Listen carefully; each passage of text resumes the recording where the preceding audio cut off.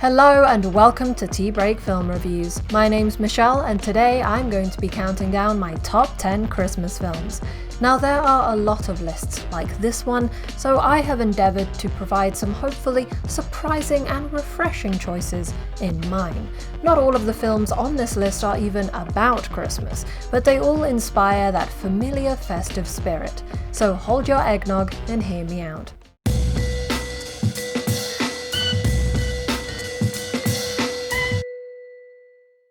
Before we start, please consider subscribing to help support this channel so we can keep making videos like this. Number 10. The Nightmare Before Christmas, 1993. Let's begin before Christmas, in a land where every day is Halloween. Henry Selick and Tim Burton's gothic stop-motion animation is a beautiful blend of whimsical and grotesque, with the stereotypical experience of Christmas turned on its head. The character and location designs are both incredibly creative and surreal, as if transported from a nightmarish fairy tale, making it a most unique animated experience. Number 9. Happiest Season 2020. This film is a recent addition to the Christmas genre, but I think it is worthy of a spot in my list as something fresh you can watch this season. The cast has great rapport, the comedic timing is spot on, and the writing steers away from cliché to deliver meaningful discourse about the LGBTQIA+ experience of coming out during the holidays. You can check out my full review of Happiest Season using the link above or in the description below. Number 8. Last Christmas 2019. Like our previous entry, Last Christmas is a fairly new addition to the genre. It came out, wait for it, last Christmas, and this is the only year where you'll be able to say it like that, so take all the satisfaction you can from it now. When I went to watch this film in cinemas, I expected a stereotypical rom-com, with the main selling point being that it featured everyone's favourite mother of dragons, the lady with the seemingly effervescent smile, Emilia Clarke. I got what I expected, yes. However, I also got a very pleasing twist at the end and many lovable side characters. It is by no means perfect, nor free from cliché, but if you like these actors, then you will like them in this. Number 7. Anastasia 1997. Here is my first entry into this list of a film that is not strictly a Christmas film. 20th Century Fox is perhaps best known in terms of animations for giving us the Ice Age franchise. However, long before that, in the Disney-dominated 1990s, they gave us this masterpiece. Anastasia is a badass character. She was busy being a strong, independent woman long before that phrase became popular, and she is precisely the type of princess that kids should look up to. Historical accuracy aside, the Russian backdrop, quirky characters, and underrated songs make for a delightful experience, and given its cold and snowy setting, I think this is a perfect adventure to enjoy on Christmas. Number 6. Bridget Jones's Diary, 2001.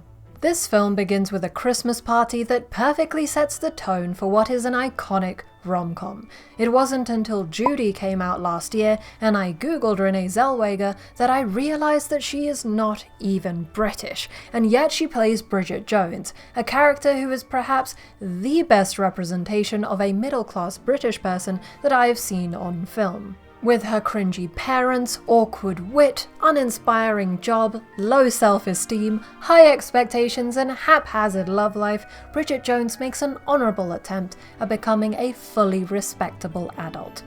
This leads to utter and honest mayhem that is perfectly suited to Christmas. Number 5. Fargo, 1996.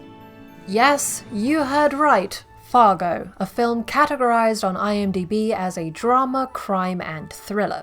When I started this list, I did not think that I would be featuring a Coen brothers film, but then I remembered Police Chief Marge Gunderson, played by the fantastic Frances McDormand.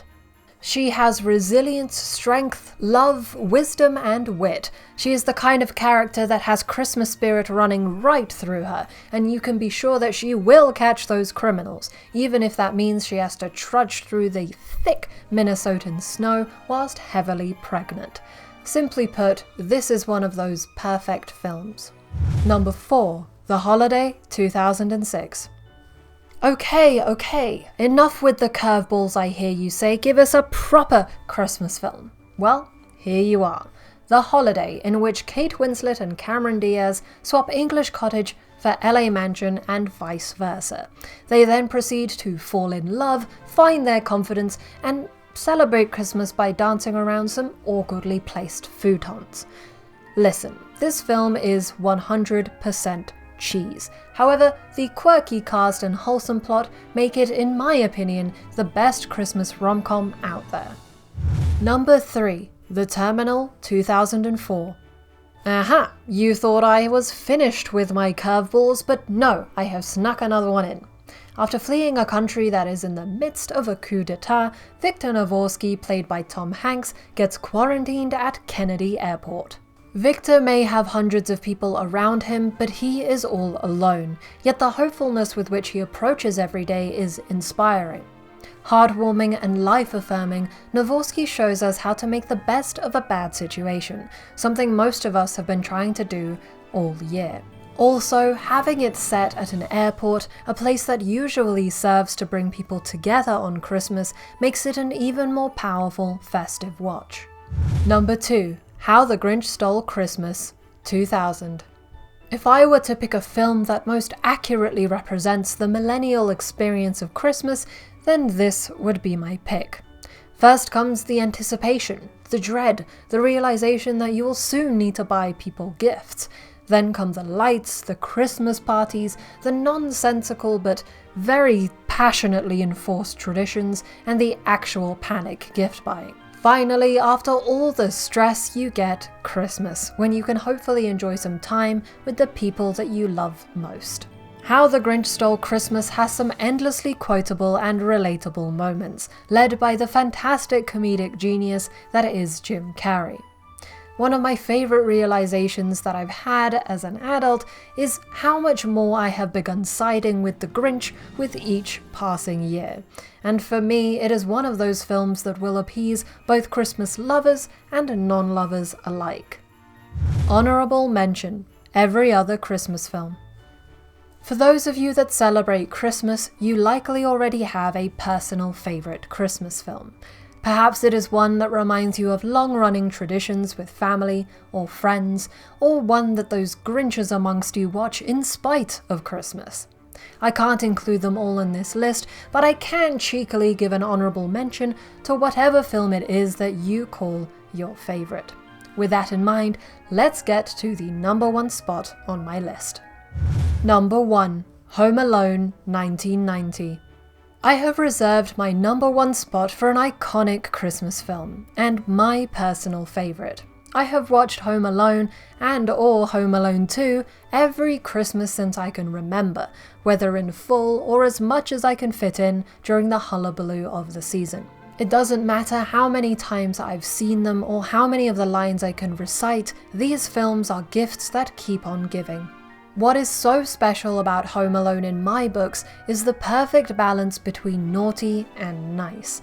On the one hand, you've got Kevin, a smart, witty kid who just wants to have some fun and peace and quiet from his family.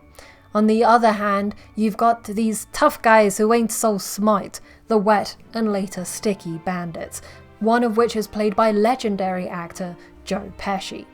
It is the combination of these two opposing sides that creates a wonderful chaos, and yet both films have been beautifully paced and written to transform this chaos into some truly memorable adventures.